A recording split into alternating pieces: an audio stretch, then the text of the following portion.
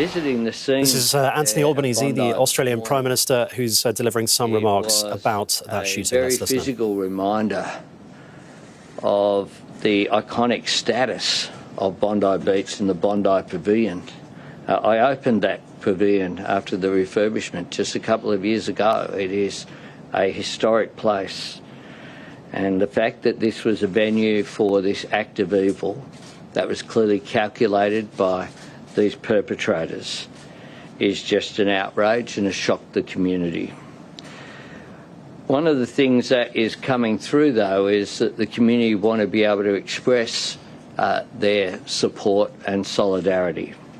And I would urge and join with others who have urged Australians across the country to light a candle, put it in their front window tonight at 6:47 p.m.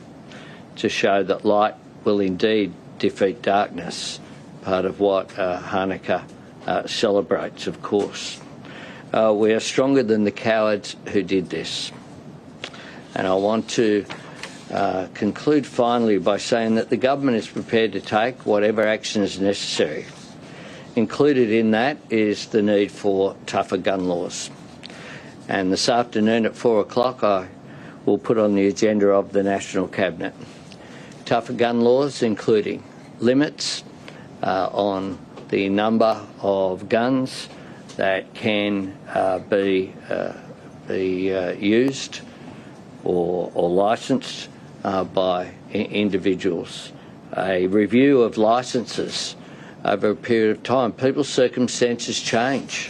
People can be radicalised over a period of time. Licences should not be in perpetuity. And checks, of course, making sure that those checks and balances are in place as well. We will I'll take to National Cabinet this afternoon a proposal to empower agencies to examine what can be done in this area.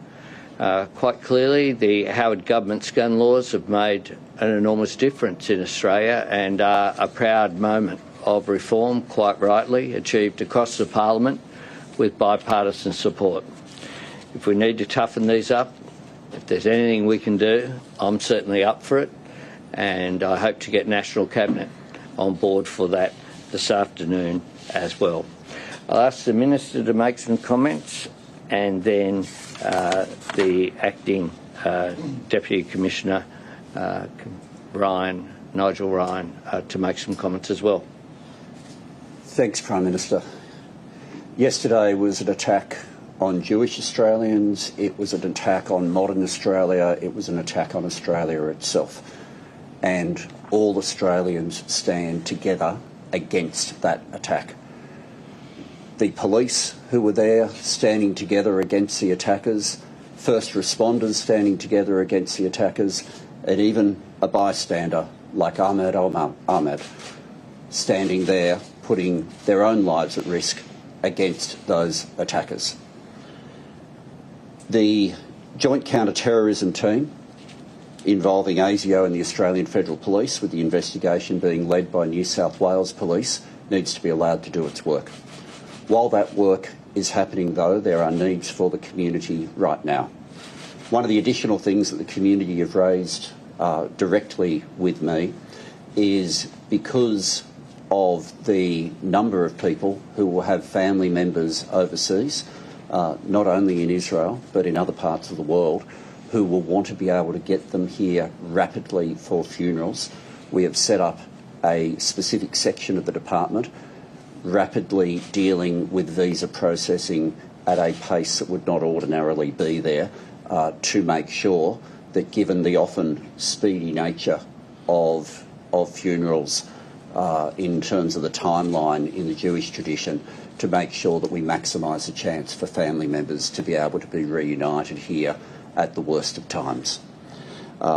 The Department of Home Affairs is also doing other work, as the Prime Minister referred to, with respect to working through a way to assist with the cost of those funerals. And finally, my department will stand ready for any of the outcomes that come out of the meeting of National Cabinet today with respect to the work that needs to be done on gun laws.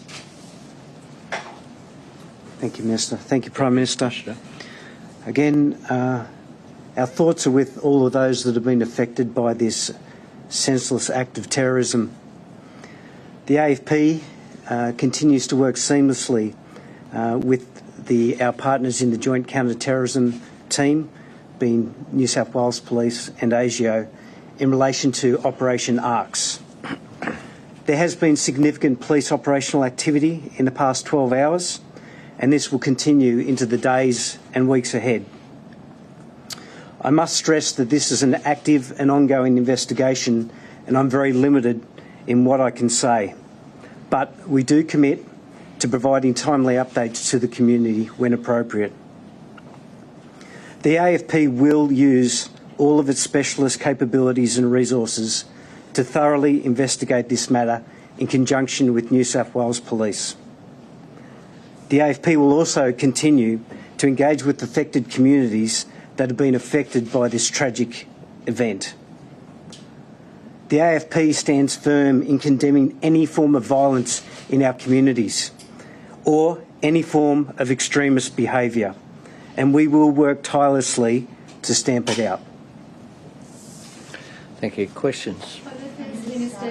Here, and we'll just go along and that way. You warned in February that anti-semitism, I should say, was the #1 threat to life. Is that still the case, and have you taken these threats seriously enough?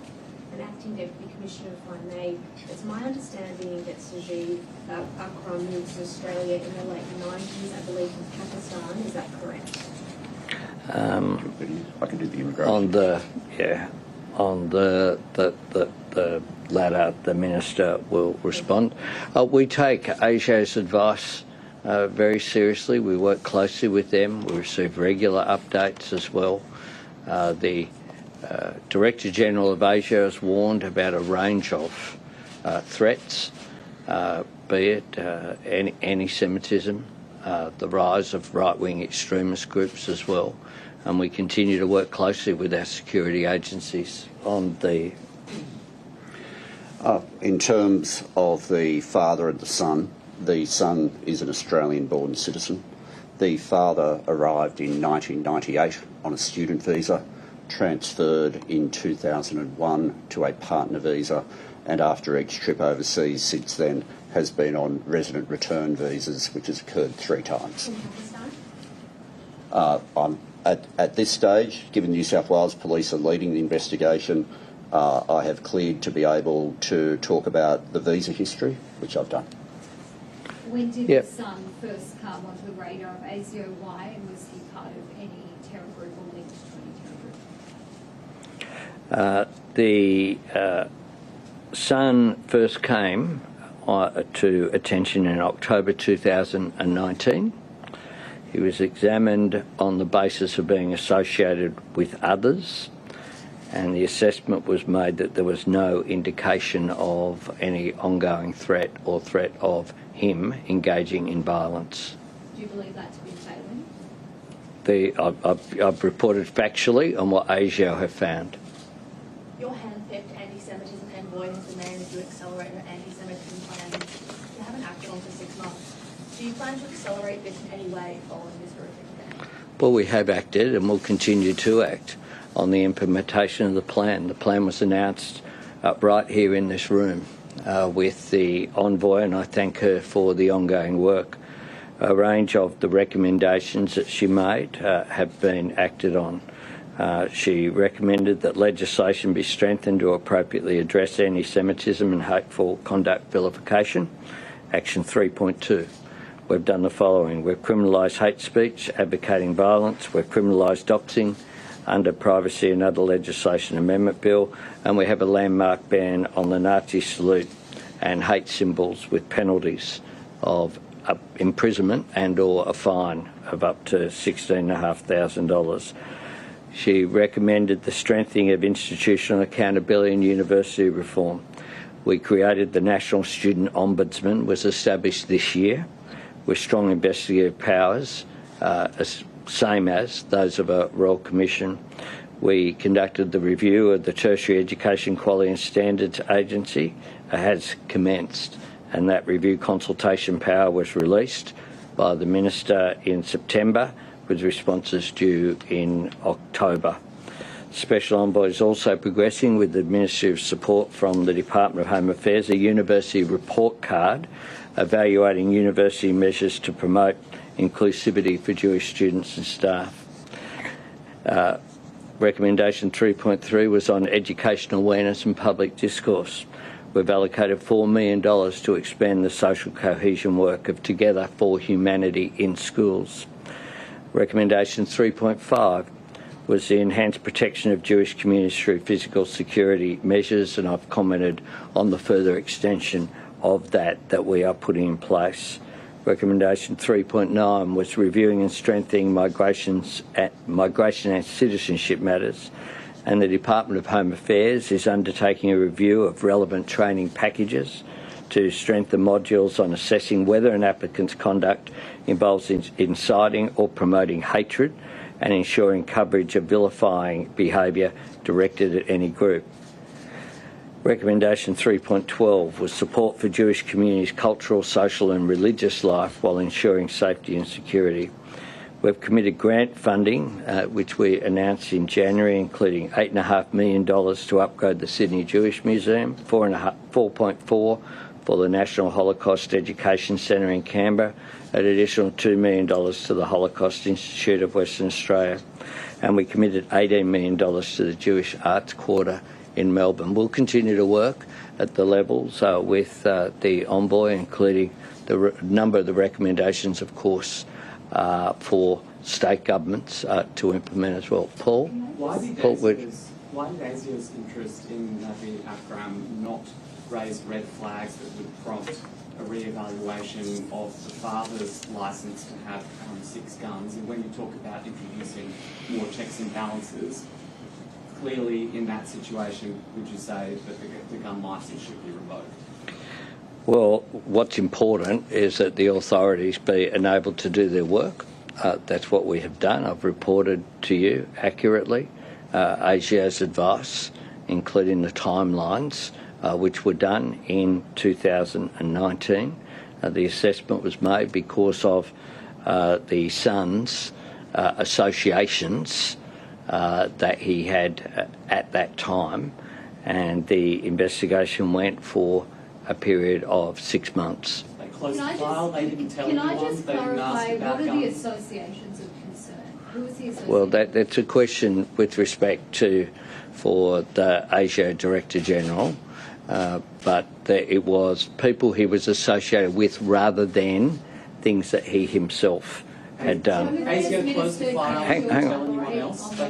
Hang on, one at a time, please. Can we hear from Home Affairs Minister Sure. that you're able to expand on those associations? Well, no, it's the exact same answer that the Prime Minister just gave, that the assessment of ASIO was with respect to his associations rather than at that point there being a personal motivation from him. ASIO closed the file and didn't tell No, you're making a whole lot of extra assumptions. We've given you the information, and that's what we've given you. ASIO makes decisions as to what can be provided. We provided that with you. But should they have told police so that someone could investigate whether a close relative of his was licensed to have firearms? Did they tell anyone else? I've got full support for our security agencies, and part of making sure that they can do their job is making sure that information is brought out in the way in which we are doing it right now. His other family members being investigated. His other family members being investigated. I beg your pardon? Are there other family members being investigated? Do you have any concerns about the other family members? I have full support for our security agencies, and I'm authorised to give you the information which I have given you. And you would understand this is an ongoing investigation, and therefore we are not in a position to compromise that ongoing investigation. We have gone through the committees what we are able to tell you. We're providing as much information as possible. Prime Minister, has Australia gotten complacent on gun control since Port Arthur? And in terms of the gun control ideas that you'll be bringing to National Cabinet, what is within your power to do, and what do you need from the states? Well, some laws are Commonwealth and some are implemented by the states. What we want to do is to make sure that we're all completely on the same page. That is one of the reasons why I'm convening the National Cabinet today as a matter of urgency. We will then task work to be done. As Premier Minns has said, he will task work in New South Wales. We want to make sure, though, that there's greater uniformity in these issues. One of the things that we have done, for example, is to provide substantial amount of funding support so that the issues that arose out of the Queensland incident, where you had a terrorist incident that resulted in the death of Queensland police officers, that information wasn't transferred across state boundaries. Now, that's something that we addressed at that time. We've provided funding for that, but we'll continue to work through those issues. Yeah. Can the National Firearms Register move faster? And does Australia need a new firearms by that program? Well, that's precisely what we're doing. Before us, there wasn't a National Firearms Register. That's the point. That's one of the major reforms that we're doing, and we will do it as soon as we can. In some cases, some state jurisdictions still had paper identification. That was what we were dealing with. Now, we are responding in a really practical way. If there's more that can be done, we will do it. We will do whatever is necessary. Yep. That's right. Detailed a bunch of progress there on anti-Semitism, but speaking to members of the community last night, today, there's a sense of extreme bitterness that this was inevitable and that they weren't listened to. I'd like you to respond to that and this idea that it's been allowed to fester. What can we do now that this has happened to stamp that out and make sure that that community feels safe? Well, the community are going through a terrible time. This is an incident that is aimed at, by definition, terrorism is aimed at creating fear in the community. You have these two individuals who have engaged in a horrific act, one that is completely out of place with the way that Australia functions as a society.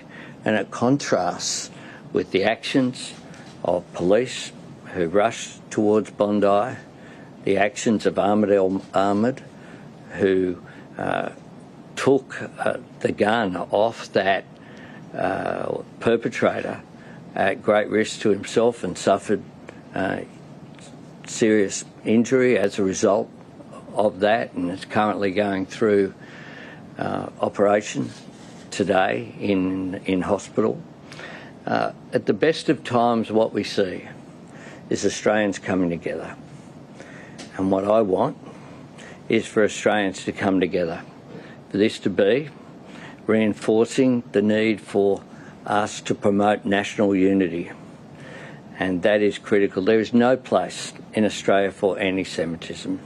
There is no place for hatred, and people who were exercising their right to express their faith through Hanukkah had every right to expect that they could do that in peace and with a joyful celebration, which is what it's aimed at. Thank you very much.